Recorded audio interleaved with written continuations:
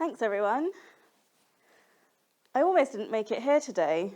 As you can see, I'm holding a Starbucks coffee cup. It says Andrea on it, except that's not my name.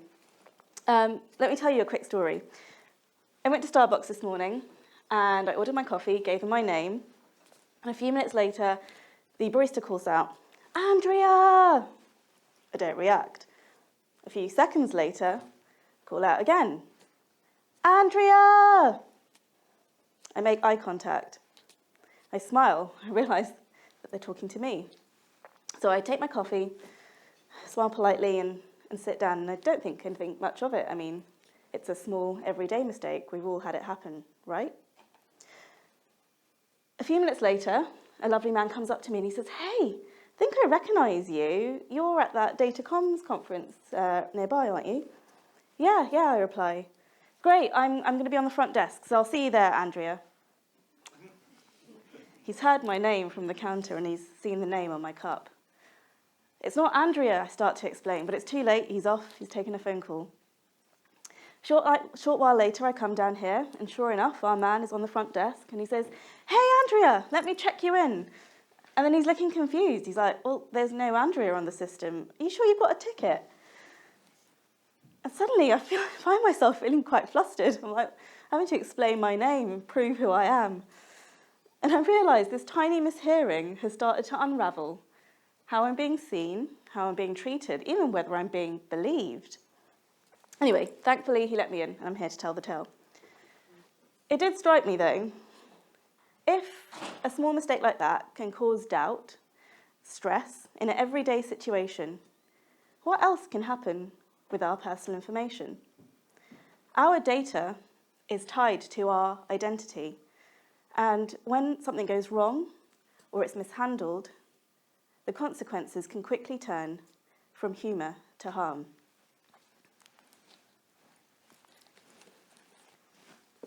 Right, I hear you like numbers, so here are a few. The ICO's Public Attitudes to Data survey found that 55% of adults have had their personal information lost or stolen. Almost 70% have experienced a negative impact as a result of that. Punchy numbers, right? But is it enough, those stats, that phrase, negative impacts, to compel organisations to change what they think and what they do? Probably not.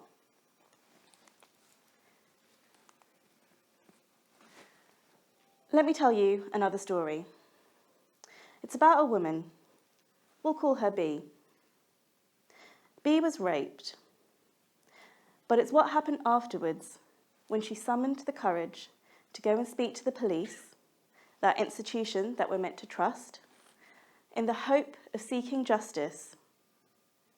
That experience afterwards was arguably worse than the attack itself. You see, in order to investigate her report, B was asked to sign a Stafford Statement. This is a document that required rape survivors to hand over blanket consent to their personal information. In B's most vulnerable moment, she was subjected to a digital strip search. The police took her phones, her laptop, her bank statements, her Oyster card, her social media history, her school and medical records, and not just for the period where the crime was alleged to have happened, but all the way back to her childhood without further justification. At a time when B needed support and care, she was left without her devices that connected her to her support systems.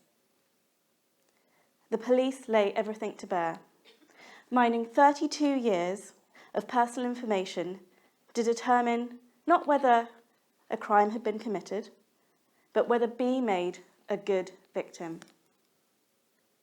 Her own data was being used to investigate her rather than the perpetrator. The process left her feeling re-victimised all over again after the worst experience of her life. Let me tell you another story. M is living with HIV. His doctor's surgery email out about a new treatment, but instead of BCCing, they CC everyone. M's company find out about his HIV.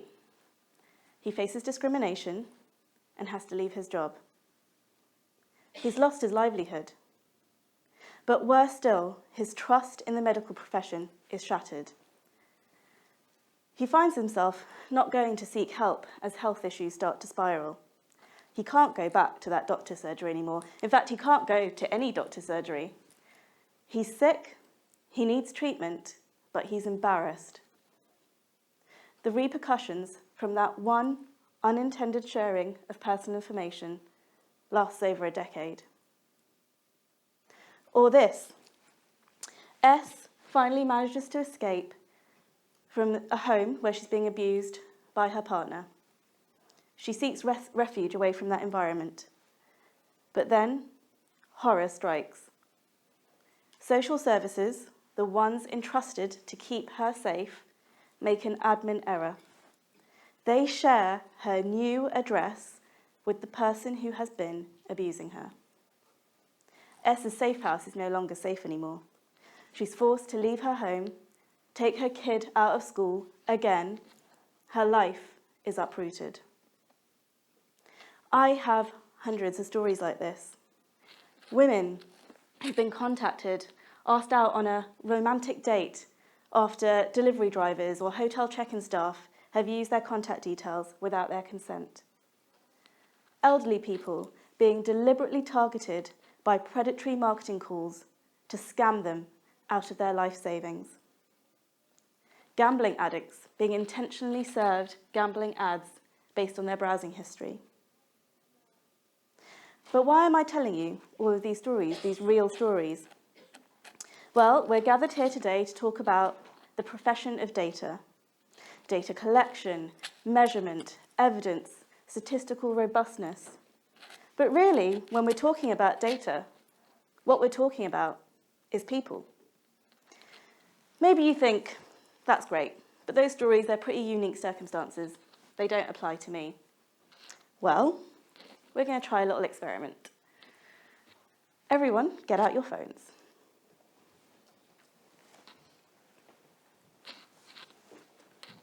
Hold them up in front of you. Unlock them. Now take that unlocked phone and pass it to the person sitting next to you on the right. Nervous laughter, I can see. Person at front's visibly sweating. That's because this person next to you, most likely a stranger, immediately has access to all of your personal information. What you browsed on social media last night, the last song you listened to on Spotify, your latest delivery order, your bank statements, cheeky messages that you sent to your friend. But this is what we do. We share, we trust people with our information all of the time. Hands up if you scrolled social media this morning. Been on the tube and tapped your Oyster card. Opened your phone with facial recognition. Asked your Alexa to do something. Ordered a coffee with your loyalty app. Just simply walked around with your phone pinging signals to the mobile mast. In our digital world, we are shedding a trail of data as we go through doing the things that we need to do to live and to enjoy life. All of us are made up of 1 million different data points, past and present. Whether it's our age, our school grades, where we live, the journeys that we take, our health information. Our data is our most personal information. It's our identities, our behaviours, our experiences, our stories. And that is the ethos that runs through what we do at the Information Commissioner's Office. Because data protection isn't about protecting data. It's not about planning and processes or systems and spreadsheets. It's about people. And that's the lens through which I want to talk to you about data today. Right, I should probably properly introduce myself, although you do know who I am, not Andrea. My name is Angela Balakrishnan. I am the Executive Director for Comms and Public Affairs at the Information Commissioner's Office.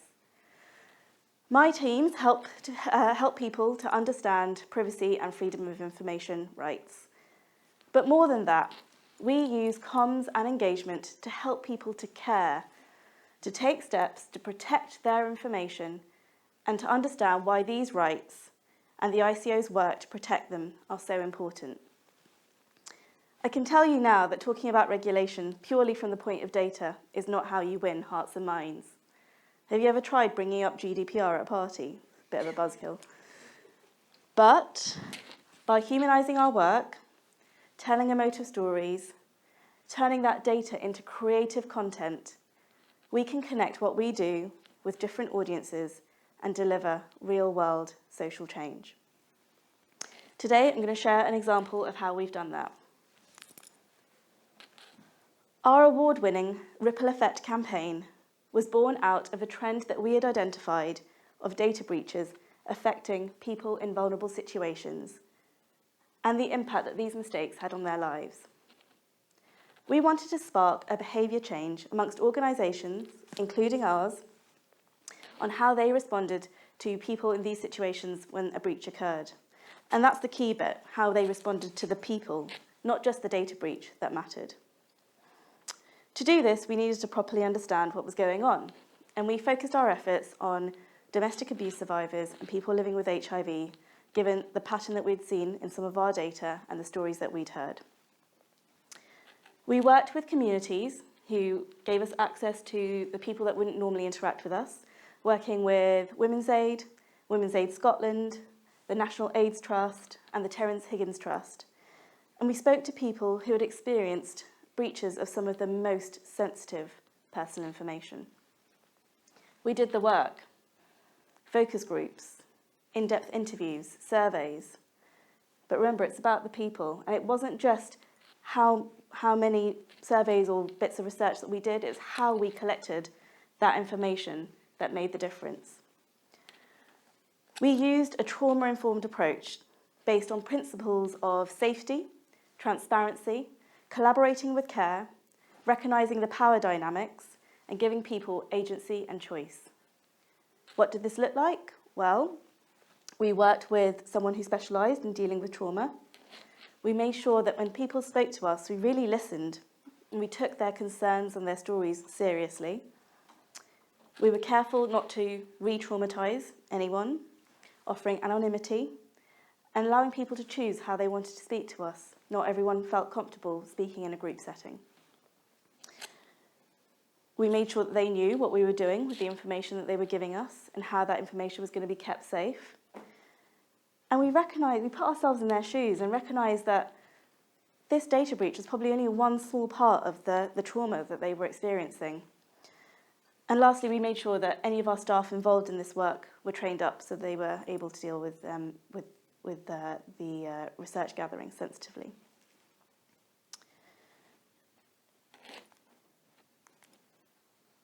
This clicker doesn't want to play ball, does it?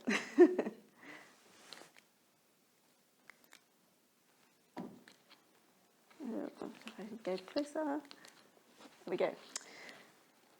The findings were sobering, and what you'll see on the screen is reflective of what I've shared with you in some of the stories already. We found three things. Firstly, organisations just weren't recognising the life-changing nature, the life-threatening nature of these data breaches. For them, it was just the slip of a button, mislaid piece of paper. They were looking at it purely from a business process point of view. So we put out a public call for organisations to act with more empathy and to take these breaches more seriously. Secondly, victims just had no idea what to do to fix it. They didn't know where to go, what to do. So we equipped them with information that was clear, easy to understand, in language that worked for them so they knew what to do. And lastly, the ICO could do better. We weren't helping to explain the process when someone came to make a complaint, the time involved, and so we made changes to our customer services. We needed to humanise these data breaches and demonstrate the real impact that it had on people's lives. Victims would regularly tell us that the phrase commonly used to describe these breaches was an admin error. So we combine that phrase with the image of a ripple, an initial disturbance that can send shockwaves, and examples of the impact that it might have on people's lives. Leaving home, being forced out of a job, having to take your kid out of school.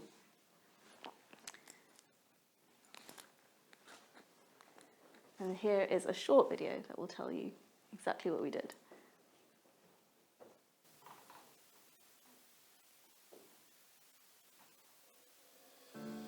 One admin error, a data breach, is all it takes for someone to lose their job. It can force someone to leave their home, to have to move their kids out of school, to explain something they weren't ready to share. Domestic abuse survivors fleeing their safe spaces. HIV status exposed, trust shattered, lives upended. The stakes are heartbreakingly clear. The fallout of a data breach isn't virtual, it's devastatingly real. Many breaches begin with admin errors, but the consequences ripple far beyond the paperwork. We launched the Ripple Effect campaign as a call to action, because a breach of sensitive personal information can send shockwaves through people's lives. We made it clear, organisations must take data protection seriously. When they fail to act responsibly, we hold them accountable. And the communities affected have praised us for speaking up. ICO calls for urgent action after repeated HIV-related data breaches. The ICO has risen to the challenge. Behind every data breach statistic, there's a person who deserves better. Data protection isn't about protecting data, it protects people. The ripple effect stops here.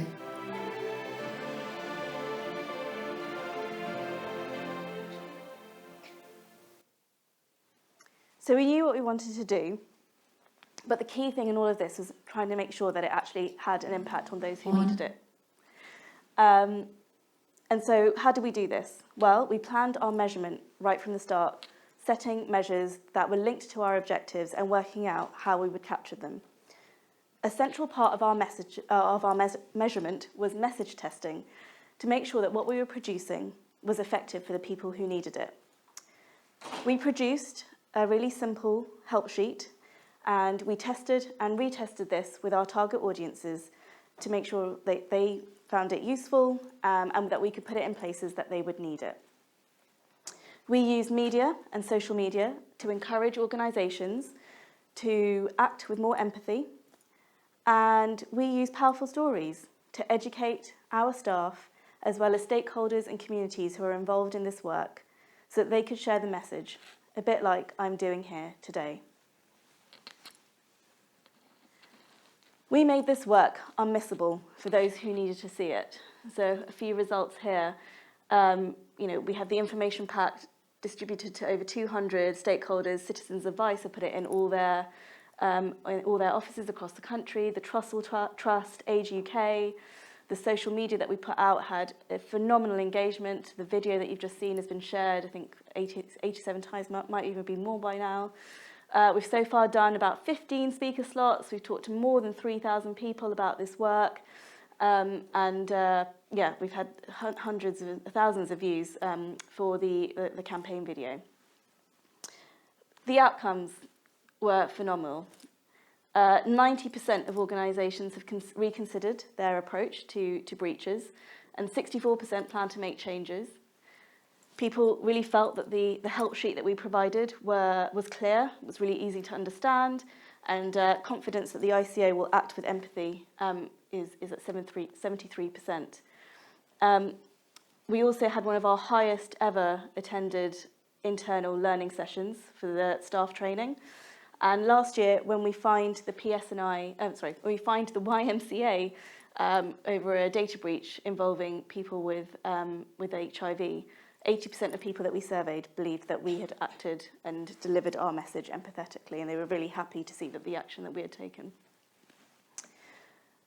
The big takeaway for me in all of this is that if data is essentially about people, the one thing that the data landscape needs to evolve ethically and effectively is trust. We know that I think over half of the UK's office workers are now using AI tools, and that's great, it's really exciting. But what it also presents, if mishandled, is the potential for mistakes to be made at scale. Trust is integral to the success of the AI revolution. But how can we help this? Well, there are a few things that we can do. Firstly, being transparent. If you're gathering someone's personal information, then it's right for them to know what you plan to do with it. Be proactive and tell your customers, clients, staff if you're using AI and what you're doing with their data and why. Stay involved and curious. Monitor AI outputs regularly. Make sure what AI is producing isn't introducing bias or errors. Decisions about people based on their information using AI need to be handled with human care. Understand what is happening with people's data. Check the T's and C's of using the AI system. If the provider is going to be using the personal information that you put in for further training of its systems, then that's data sharing and further data protection rules might apply. And consider children's information. If you're inputting children's data into an AI system, then again, additional safeguards will need to be in place. And we've got our children's code, which has more information on this. And lastly, don't forget training. Employees need to understand how to use these tools responsibly, especially when they're handling personal information. We've got a whole host of tools on our website, and we've got lots of services like our business advice service, innovation advice, and our live chat. So we're there to help if you've got any questions. I appreciate what I've talked about this morning has been quite heavy, but I don't want to say it's all scary. Of course, when we hold people's data, we're holding responsibility, but we're also holding immense opportunity. Data, when used responsibly, can make our lives better. The ICO is currently celebrating its 40th year as the UK's data protection regulator. And to mark this, we've unveiled an exhibition called Our Lives, Our Privacy, which is on our website and also currently on display at Manchester Central Library. And it showcases 40 items and moments that chart the stories of our privacy and privacy rights over the last 4 decades.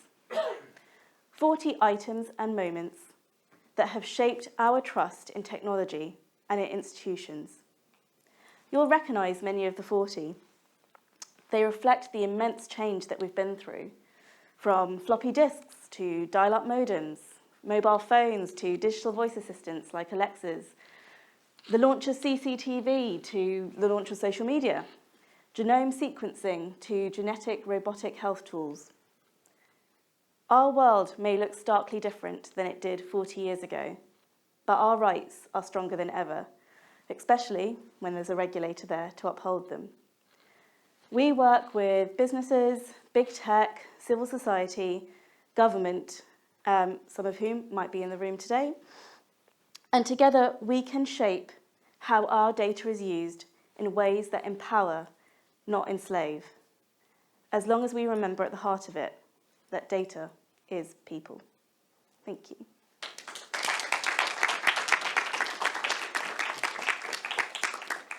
Fantastic. Are you able to take a couple of questions? Sure, if there's Has time. anyone got any questions for Angela? Yes, if you can say who you are. I've got a microphone here. If you can say, wonderful, thank you. If you can say who you are and which organisation, and then ask the question. Thanks, Andrew. Thanks, Angela. That's a fantastic talk. A question for a lot of I'm Richard Bagnall from Comms Clarity Consulting. A lot of companies I talk to are much smaller than the ICO, and one of the issues that we have as measurement people in the industry is getting them to understand the importance of measuring beyond outputs to what people think and what people have done, the outtakes and the outcomes. And you gave a great example where you showed some of that. Could you tell us a bit more about how you did the research? And if you're able to, are you able to share either the amount that it cost or perhaps as a percentage of your total budget what the ICO spends on that planning and evaluation side of things? So I would say pretty much all our budget was spent on that research part. I think Marianne, who worked on the campaign, is right behind you. I think it was about 10,000, wasn't it? Yeah, and that was basically what we spent our money on. The rest of what we did was all in-house, so delivering the creative, the media work, the social was all done in-house. But the budget that we had for that campaign was on that research and working with those third parties and the trauma-informed specialist. So this campaign lived on the fact that we had that insight, that lived experience, and so that was what we wanted to focus our efforts on, and the message testing as well that I described. Fantastic. I think we're going to have to call it a day there, Angela. Right. But are you going to be around during the coffee break? I will be for a little Fantastic. So if anyone's got any questions, they can ask then. Angela Balakrishnan from the ICO, thank you very much.